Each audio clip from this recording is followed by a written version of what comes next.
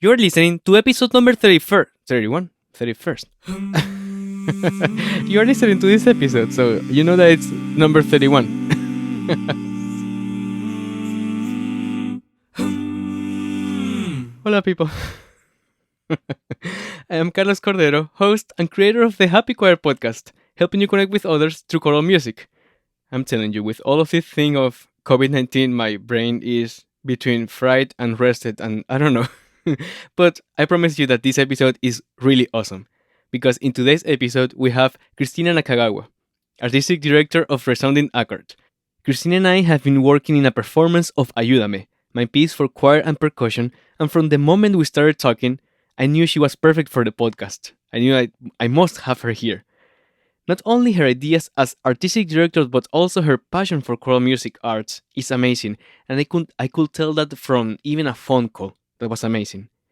In this episode, she talks to us about the importance of community for the choral singer and how she has been able to keep most of her singers coming back to the choir since day one, and even today through COVID-19 Zoom meetings. You know, these rehearsals that are not really rehearsals, but that tie us together as a community. All of this in this episode. Before we get there, remember that you can help us a great deal by sharing this or any episode of the Happy Choir podcast. Pick your favorites, and this will be one of your favorites for sure. Plus, you can also go to patreon.com/composercordero, where for as little as $3, you can help us keep this show running. Now let's get to this incredible episode with Kristina Nakagawa. And in today's episode, we have... Exactly. English is hard, so we're starting on the right foot. We have with us Kristina Nakagawa. Hello, Kristina. Hello. Thank you so much for being here in the Happy Choir podcast. And I'm excited to talk about this subject that is so timely, but also I think that we must think about that even when it's not this coronavirus craziness, right? It's true. It's true. I think we're kind of forced into this situation right now, but it is something that is just as important when we can actually see people in person as well. Yeah, building community, it's perfect for choral music, but it's something that requires our attention and our dedication. Definitely. I I always like to begin this interview with listening from you, your story with choral music. How did you get where you are, and where did it all started?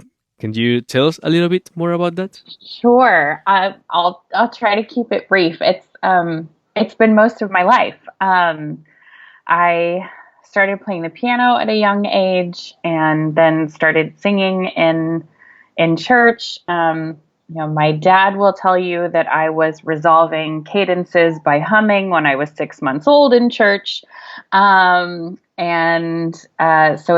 it's just always been a part of my life. But I sang in junior high choir and high school choir, and my high school choir director was really like a second mom to me, and she encouraged me and she really pushed me. She gave me opportunities to accompany the choirs when she was out for days and needed a substitute. I got to lead the group. And then when I went on to college and decided to pursue a voice degree, at the same time, my choral director in college also gave me a lot of opportunities. He never had undergraduates conduct anything, and he let me do that. I got to conduct the freshman chorus when I was a sophomore, and then really decided that okay, this directing choirs was the way that I wanted to go. And so I ended up getting my master's at San Jose State with Charlene Archibek, who is an absolute goddess in the choral world. And it's just been a part of my life ever since then. I can't imagine not doing choir in one way or another. I hear you. I totally feel that too. And do you feel that it came natural to you, to your hands, when you were in front of the choir?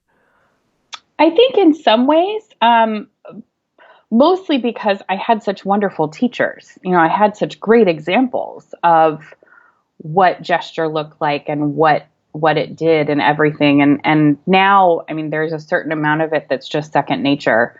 But you know, I definitely know that along the way I learned nuance, and I learned, you know, the simple things about the direction of your hand and the structure of your hand and how you use your fingers and what you show on your face, and how, you know, all of those little like minute details can really change the sound that you're hearing in front of you.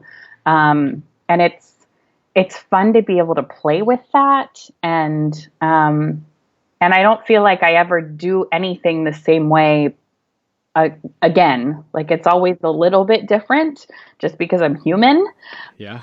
but there's joy in that as well. I love so many things about the things that you said because one, it shows that you were present in the rehearsal and that you were paying attention to all of these little details. Because sometimes I feel too that conductors have like a 3D dimension in their eyes, their hands, what they tell us to do, but also what they show us how to sing. And it's amazing when you, as a singer, get to get in the flow with the conductor. I guess will be the Yeah. the And phrase. I think for me too, because I come from, you know, I was a singer first before I became a conductor. So I'm always trying to think of, you know, as if I was on the other side, if I was in the choir, what would I want to see? What would I want to feel? What would I want to hear, understand, or any of those sorts of things? And then how can I do that as a conductor to make sure that my singers are getting that experience? Yeah, and I feel that too because I come also first a singer, then a composer, and I've done some conducting, and I feel I'm always thinking as a performer, as a singer, what is it that I need or what is it that I love to see? For example, as you Right. said, what am I enjoying the most from the person that's communicating to me the music, and then I'm translating. It's such a process, and I love too that you just said you do it differently and you play with it because then you're able to discover some other little details or Mhm. something that you want to stick with. It's incredible that you see it as a, also as a playful, as a playground. Yeah, definitely. Is that something that that you saw your teachers do in rehearsal? I think specifically with Dr. Archibek, it was, you know, a certain level of never being satisfied. You know, you can always do better. You can always change something. You can always add something. You know, I would conduct something some way and then she would suggest, you know, try it this way instead. Or not necessarily that the new way I was trying it was more right or more correct or better or anything. It's just a matter of, you know, have you thought about this? What are you doing? And I've observed her, and this is one of the things that like I think I strive to have in my career and as a conductor. I mean, she's 85 years old, and I saw her guest conducting an ensemble just about a year or two ago, and we were at a concert and she was going to get up and do one piece, and I turned to talk to her during intermission, and she had the piece open on her lap and was practicing her gesture. And it's a piece that not only she'd conducted a million times, but she wrote it. Like it's a piece that she wrote, she was going to be conducting, and she was practicing how she wanted her hand to be in this particular measure. And just that amount of care for the music and professionalism and knowledge that it can always be different and it can always be better is something that I really try to do as much as I can in my work. And to know too that you have the care to know that it changes your product, then it not only shows your experience through the years, but also how much you want it to be something. You Yeah. I always love to do food examples, so I'm going with one right now. If you're icing a cake, it's kind of that details of I'm putting this little touch here and this little detail over there, and it's not oh, here's the icing, but here is every little detail. It's the same thing, how I want my hand to communicate in this part. I've seen, I think one of the most fun that I've seen is when I see faces too in conductors. It's such so much expression and communication going on Right. that I feel it changes the way that I sing too. Definitely. Well, and I think along those lines too, I know I can step into a rehearsal and have a plan and ideas about how I want things to go. But then there's 48 people in front of me who also have different things going on in their lives and where they are and who they are and what they've gone through in that day or that week or whatever. And so they're bringing a certain amount of, you know, sometimes I throw my plan out the window Hmm. because, no, that's not where we are today as an ensemble. Yep. And Yeah. um and there's so much joy and humanity and realness in that too. And that just sort of process. I don't know. We're we're so much in our society product over process. And one of the things that I love about choral music and what we do is that almost all of the joy is in the process and not in the product is for everybody else. The process is for us. I love that idea. And the fact that also many times we share that process not only with our group, but also sometimes we we upload videos from our Mm-hmm. rehearsals or talk about share what we feel with the piece as we were learning it. All of those things, I think, as you said, is something from choral music that it's very particular, and I just enjoy a lot the humanity, the human side that has.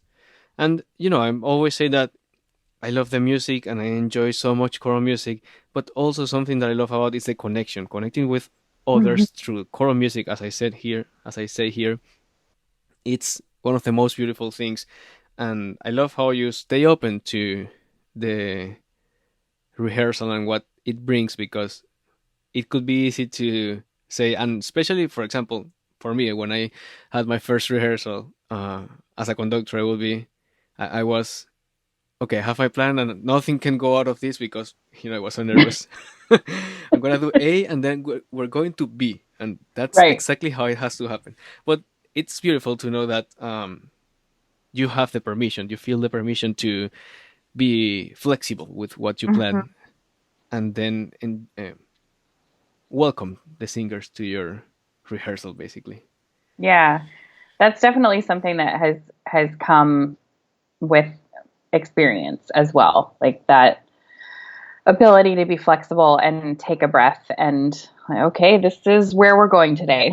This is not my Yep. plan. This was not the roadmap, but this is where we are and this is where we're going. So, Do you yeah. feel as you were studying to become a conductor that you had that permission of, I want to say, not being the entity of the rehearsal that knew everything? You know what I mean? Yeah, I think all of the conductors that I have worked with, um, high school, college, graduate school, and then community choir, that one of the things that I've admired about each one of those conductors is their ability to um, admit when they don't know something, and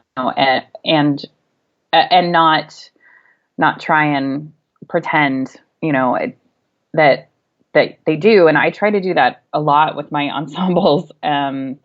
Just a matter of like, I don't know enough about that, or I am going to get back to you. I'm going to research. I'm going to look into that. I'm going to figure that out.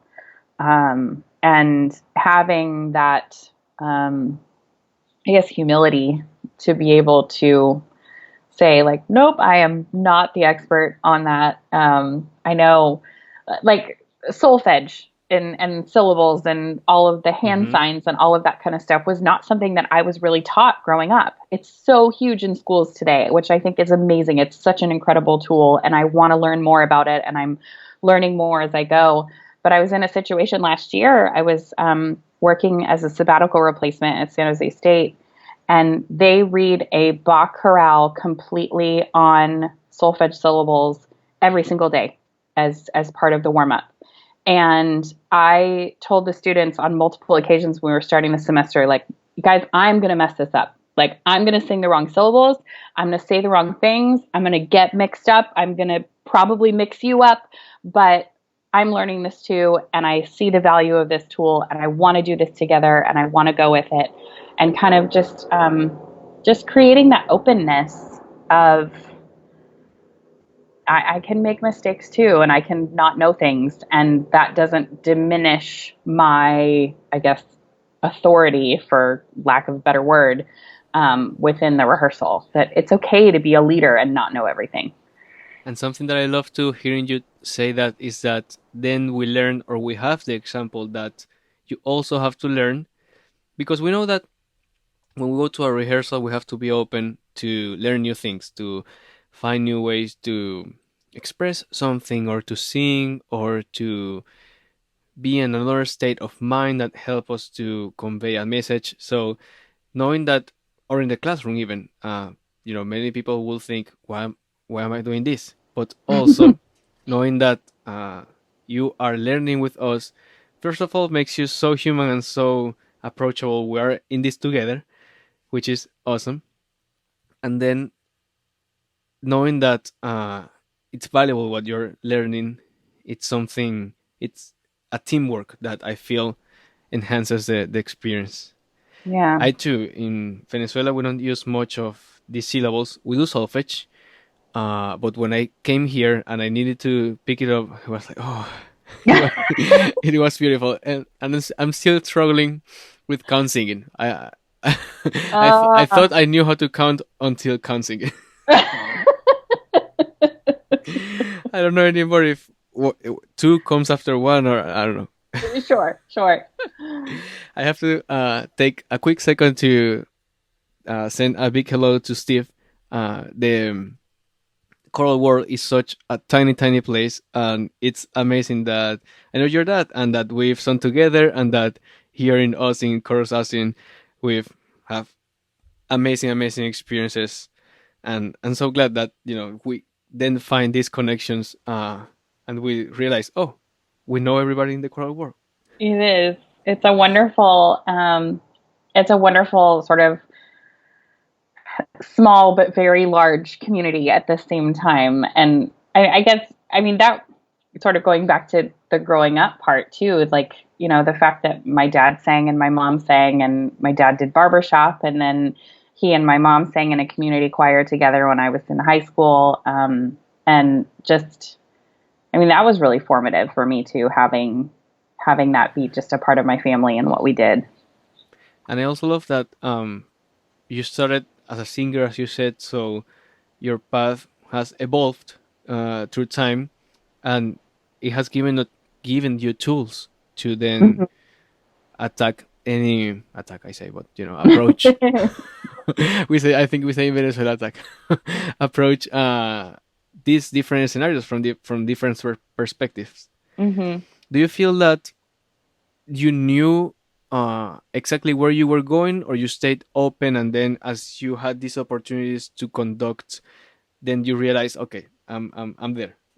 I definitely had some, you know, right turns as Mm-hmm, far mm-hmm, as things go. I mean, because I started out as a vocal performance major, it was, there was definitely questions of, okay, am I going to perform? Am I going to conduct? Am I going to teach?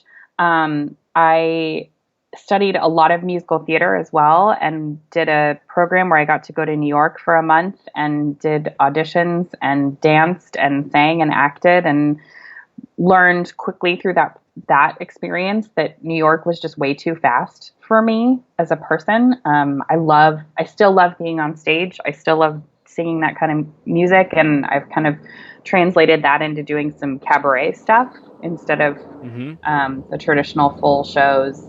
Um, and then for a while after I graduated from my undergrad, I had to step away from music for a little while, and I worked for 6 months at a traffic engineering, civil engineering firm, and managed their office and started doing civil engineering, like traffic reports and that kind of stuff, before then realizing, like, no, this is not a joy for me, and I really do want to do choral music again, and then went on to get my master's. But even after I finished my master's and I was teaching for 10 years, I taught junior high and high school, and I loved that.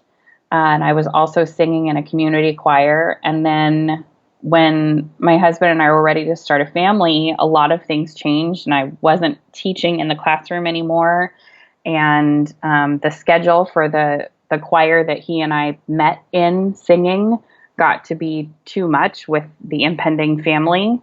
And so we stepped away from that. And then while I was pregnant, a bunch of friends said, "Hey, why don't you start your own group?" I was like, "You guys are nuts. I am about to have a child. I don't need to be doing this at the same time." And then the more we met and the more we talked about it and realized that, also similar to Austin, there are tons of choirs here in the Bay Area in California. Like, you could throw a rock and hit 12. Like, there's so many. And so trying to figure out, like, is there even room for another organization in our area? And how, if we were going to do this, how would we be different? And how would we set things up so that there was a space for us and what we wanted to do? And the more we talked about it and the more we talked about what was important to us and what we wanted to do, we realized that no, there was, there were lots of really amazing high caliber choirs, and there were lots of sort of run of the mill unauditioned community choirs, but there was nothing in between that was something that had a really high musical standard, but was built for people that were really busy and had lives and didn't have the amount of schedule that some of the more professional organizations required. And so we kind of bridged that gap. And I tell everybody, I have great singers. It's an auditioned ensemble, but they also are really busy people. But we make it work. Sometimes people are missing 4 or 5 rehearsals before a concert, but they do their work on their own.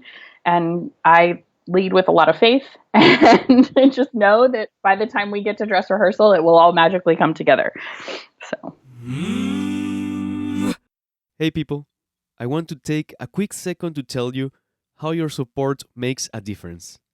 When you support me on patreon.com, you are not only giving $3 a month, but you are giving my brand a vote of confidence. This translates to helping several other artists to connect through choral music. Think about it as a cup of coffee that you invite me once a month. Only that is way more impactful and personal. Plus, you get to be part of the behind the scenes of my career as a composer, with the many perks that I shared in there. Even if you're not able to give right now, your support listening to this podcast is great, even more if you leave a review in iTunes. Patreon.com/composercordero is the link that you want to visit or share with others. Hope to see you there.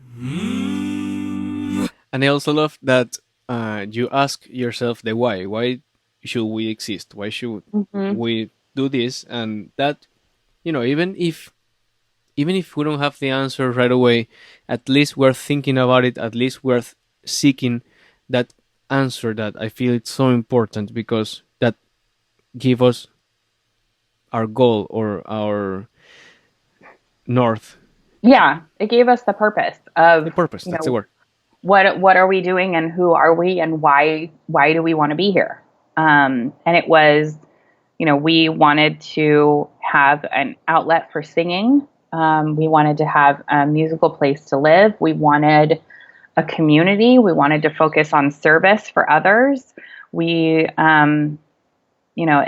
was so many different things, but that it just, I don't know, it just, all of the pieces fit together, and we created this wonderful community and family of people that I love them so much. I'm so incredibly grateful. It's so great to hear that. And I always love this part of the interview because then we realize all of the journey and how things change through the time, but how one thing connects to the other. And to know that now we're here with all of what's happening, we still have something that we built and something that Mhm. we can grasp. And as you say now that we are going to segue to the our subject of today, building community, I feel that that's the key of what we've been talking is that you created, as you just said, a community, and that's I feel that that's the main why, the response to the why. And I would love to hear now your thoughts about building community and even more now that we are so far apart. I'm just so lucky to have the people that I work with, um, from my board to our staff members. I mean, we don't have a huge number of people behind the scenes. We've got a normal size board of 9 people, and then there's the executive director and myself as far as staff members go. I added an assistant conductor this year. I have section leaders. That's just been a couple years. But the choir's been around for 7 seasons now, and I would say at least half, probably half of the group has been with us since either season 1 or season 2.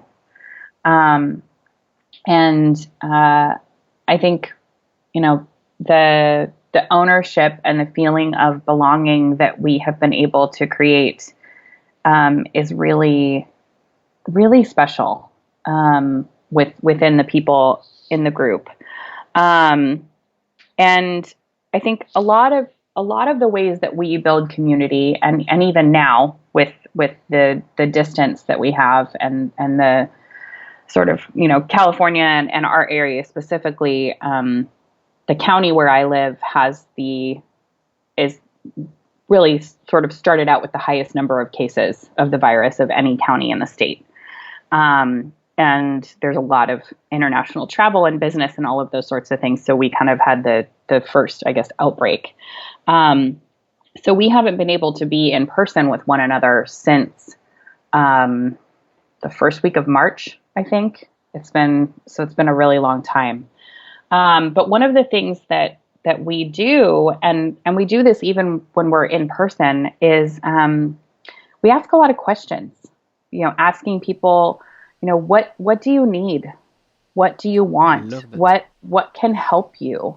And so when we tried, I think maybe 1 or 2 like rehearsals, virtual rehearsals, and it became very, I mean, as more information became out and we knew that, we probably weren't going to be able to have our concert that was scheduled for the end of May.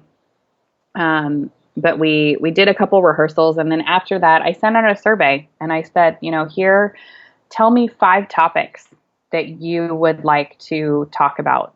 From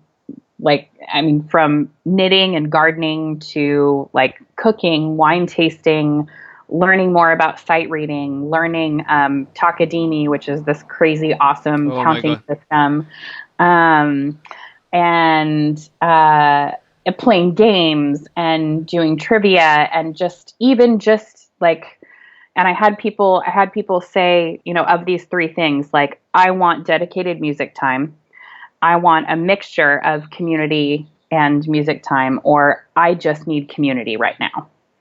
And then let them suggest things that we could do during our time. And the majority of the group said either they wanted a mixture of music and community time, or they just needed community. Wasn't a single person that said, I just want to focus on music right now.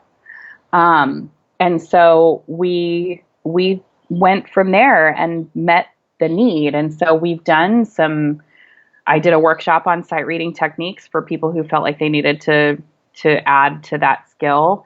My assistant conductor did a workshop on Takadimi that he actually did twice so that everybody in the choir could participate in it.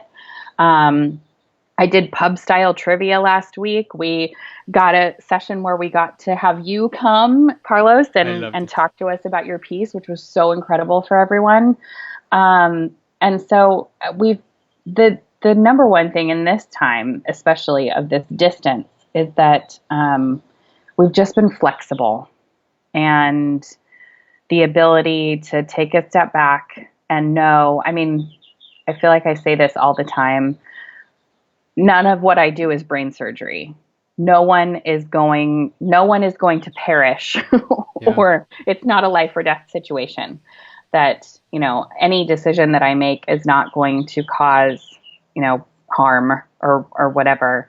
And so we can afford to take a little time and take a step back and get to know each other better. And, we only rehearse in person 2 hours a week. And we have like a 15-minute break in the middle for somebody always brings a snack and we have some social time. But I have loved these last 7, 8 weeks, however long it's been, of people just getting a chance to get to know each other in a different way and in a better way. And I think as as awful as all of this is, my community is going to be stronger when we come back together because we're going to know each other better and we're going to have these sort of silly shared experiences laughing over like what the heck is that Takadimi syllable that I'm supposed to be Really. knowing. And it's a beautiful thing and a great opportunity. And something that's beautiful too, and it might be shocking for some people, but it's amazing that if you take away the music, the choir is still there. Mm-hmm. And people will, Yeah. some people will say, no, it's the music and it's music, music, music. But yeah, it's music with community. And I love Right. the fact that if even if we are on hold with the music, we can still be a choir. We can still uh, be accountable. Is that the word I want to say? With each other, we can still be a family, even because Right. then you ask questions of what you need, how you feel, is it, are you okay? Those kind of things, Mm-hmm. and then you are closer to these people that might be as well your best friends or the people that are giving you a hand in the moment that you need it the most. I used to be in a chamber choir in Venezuela called Venezuela, and it's Mm. been beautiful to be able to keep in touch with them. We say that we're a family. We rehearsed in my conductor's and his wife living room, so it was always exciting and very very fun. I thought it was great that after we finished rehearsing in the living room, then we will stay there like for 30 or 1 hour, 30 minutes or 1 hour more until midnight, just talking and just, sharing. Oh, this week was really difficult because of this. I enjoyed really a lot of this. And, we will never left. Mm-hmm. So I completely understand that feeling of wanting the choir to be more than just the music, Mm-hmm. because then it goes forward. It goes further of what was planned. It goes further from the concert. It can be so easy to create an organization that it's rehearsal home, concert home. But when you have all of this extra social time, and the people that it's next to you, and you know that they are just having a kid, these people are just meeting and maybe they are starting to date, these people are best friends and came just from a movie. I can help this. I can wait to talk to this person. I don't know, it becomes really really exciting to be in the choir. It is. I mean, I look at the choir and I see my family. I mean, my dad sang with us for a little while when he was still living here. My husband sings in the group. My uncle, my best friend, a friend from high school, people I've known from college, and then other people that I didn't know before coming into this group who I consider family now. They are my people, and I think doing everything that I can as the conductor and as the leader to make sure that they feel that with each other as well. Um, it only it ends up making the music better. It makes our performances better when we're having a good time together, when we've gotten a chance to laugh and cry together and support one another. There's so much going on in the world right now with people suffering from the virus and consequences of that, and um, just being able to support each other and know that we have this place to be. I have many people in the group who live alone, or they don't have roommates, they don't live with family, and this is their opportunity to see people outside of work during their week, and just be present with and have a shared experience with people that care about similar things. And I think that's been really powerful. I know, especially for those people who feel so isolated right now. And trying to also think forward of, how can I continue to carry what we've been doing together now into, quote unquote normal when we get back to that place. How can I make sure that we're still having fun together, we're still playing games, we're still learning new things, we're still making opportunities to be social and everything, because it's so wonderful. I really like the idea of that you keep challenging yourself of how does ah, how does this continue? Mm-hmm. Because it's easy also to fall in a template, which actually goes to one of the questions that I wanted to ask you. When it all started to happen and you start to see the community growing in your choir, did this happen naturally? Or do you feel that you had to, I don't know, put this technique and do this kind of. Sure. Yeah, I think at the start, um, there were, people that I had known, obviously, like either my entire life or for years. And then there were people coming into the group who, maybe just did a Google search and found us that way, or whatever it may be. And so, I think for the first couple of years, there may have been sort of some like clickiness, I guess, as far as like, oh, these are the people that have been here for a long time, or they've known each other for a long time, or they're already friends, or they're friends outside of the group, or those sorts of things. And I could see that maybe others were having a more difficult time kind of breaking into that. And I try to be conscious of, paying attention to those, say, 30 minutes after the rehearsal of who is staying and chatting and who's not, like who's just coming and then leaving. And so that was another reason that we started using section leaders, was not necessarily, I mean, the music benefit, of course, but also to have someone else in the ensemble who could be checking in with people and be a go-to person. And so now when somebody new comes into the group, we do auditions usually in like July and August. As soon as someone is brought into the group, I do kind of an email exchange and introduce that person to their section leaders and say, these are the people that you can go to for music questions, or if you need anything at all, if you're wondering about uniform, if you have, any random question that you may not be comfortable asking me about, these are your people. And I think I've also been really fortunate that those people who are those section leaders are also wonderful, caring, nurturing people.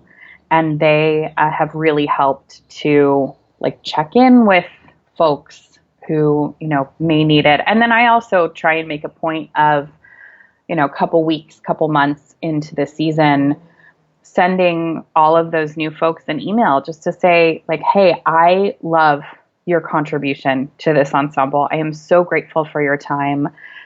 Please, is there anything that you are feeling unsure of? Is there anything that, could be done in a different way? And I've learned a lot about that about what I do through that sort of check-in process too, that sometimes I don't say the title of the next piece loud enough or wait until there's silence in the room. Or, sometimes I turn to the piano and I say something and somebody didn't hear it well enough, or, lots of different things, little things that I might not normally notice if I didn't take the time to ask or learn about these things. But, everybody wants to feel valued. Everyone wants to feel like their contribution is recognized. And I think that's one of the reasons why people stay with my group too. I just want to quickly remind you that all of the links that are mentioned in this episode will be in the show notes in thehappychoir.com/podcast or find it in the description of this episode. Also, once you are there in the website, you can subscribe to the newsletter. This will come with a $20 discount for your next choral recording, a free guide that I've created just for you on the things that I've discovered in my career on how to be a happy composer, conductor, or singer. You will also receive a weekly email with podcast episodes, blog posts, and music. I hope to see you there. Now, let's get back to this episode. I was just having a interview too with Brandon Elliott, and he mentioned that he mentioned that it's difficult and challenging to make a choir, to create a choir and put together people to have a concert, but also to make people come back and stay for a while. That's the real challenge. And it's true because then, well, for some part, an idea that I had while you were saying that is that you want people that want to be in your rehearsal, that want to be with the people around in the rehearsal, that, feel comfortable to be there and to want to come back every week to the rehearsal to enjoy that time. Because at the end of the day, we're choosing what to do with our time, and if we're choosing to spend 2 hours in a place, we better have a good time there, right? Absolutely. No, and I think that I don't know if my experience is necessarily unique, but every singer that I work with is a volunteer. Between my community choir and my church ensemble, that every single person that I conduct at this point in my life is giving their time to be there. And I am fiercely protective over that time. It's definitely my mama bear moment. Like I don't want them to feel like their time was wasted. I don't want them to feel like their contribution wasn't recognized. Because I have been on the other side of that. I've been the volunteer, and I've felt either underappreciated or unseen or any of that. And I know how that can feel. And I never want the people that I'm working with to feel like I don't recognize the gift that they are giving. And it's amazing for me how it all also goes back to then the great care that you saw your teacher with the piece doing. I also see it not only on that of making sure that you are using their time at best, but also on trying to notice not only in rehearsals but outside too, and taking the time to connect with them, even if they are new or if they've been in the ensemble for years. That I feel goes to the care of the connection and building that time with them. It is also amazing for me that without really looking to improve the music product, all of this that improves the community affects positively the musical product. 100%. It's magic. It is magic, and I don't think there's a science to that, but there is something about when you get people who know each other, or even if they don't know each other, but just recognize and are honoring one another's contribution as a member of a community, then the honoring of their contribution as a musician just sort of goes along with that. That, I can recognize that the two people singing next to me are also giving everything that they have because I know them as people. And, it doesn't matter if, Sally on my left doesn't sight read and Susie on my right needs to hear things more than once to get the right pitch. I know them and I know who they are. And so the other, I guess musical deficiencies or whatever don't bother. They're not a part of it. It doesn't matter. And it also feels that we're growing together. So, for example, for me, when I came here, a lot of things were learning the difference between vowels and more sounds. So I feel okay. I have deep things that I have to improve, like my sight reading. But people were there for me and said, "Oh, you can study like this, or if you have 15 minutes, we can, um, try to study, and I can teach you how I learned that." And then I started something that happened for me when I went to University of Houston, and I was very, very challenged in the choral program, which I loved, and I actually remember something that I wanted to say because singing for Dr. Betsy Weber, Mm-hmm. which we both know so well, and I love her so much. Amazing. Yeah, she's amazing. I remember that at least in I don't know, in every concert, at least 5 times she will look at you and have this visual contact that it's amazing, and you feel seen, you feel appreciated, and that there is a communication. So those little details, as you see, we all want to be seen and know that our time is being used well. So I just remember that. But also in the choral program, I had all of these challenges. For me, being English my second um, language, and also musically, I felt that I needed a lot of work. But at first, from outside, I felt challenged and scared, might be the word. But then when I was inside and I realized, okay, people are helpful and they want to welcome me, and oh, you can talk to this, and they were open to say, yeah, I don't know how to do that. Somebody can help, and I was like, oh, I can say that. Okay. Mm-hmm. Then you realize that. The choir goes beyond just the music that we're doing, but also learning how can we help each other to be, I guess, happier in this life. Yeah, yeah, for sure. I mean, and I've even heard of, you know, I know of a couple altos in my group that meet regularly outside of rehearsal to go through music bits and pieces just to learn together. And that just sort of happened naturally, and the community continues outside of the rehearsal space. Like you were saying earlier, it's not a matter of like rehearsal home, performance home. Like it's run together, and it's a thread that I think goes through everybody's lives in one way or another too. That reminds me too. I used to do that in Venezuela, also with the altos because I love altos, and I will go to a rehearsal and learn their part. But but I used to love that.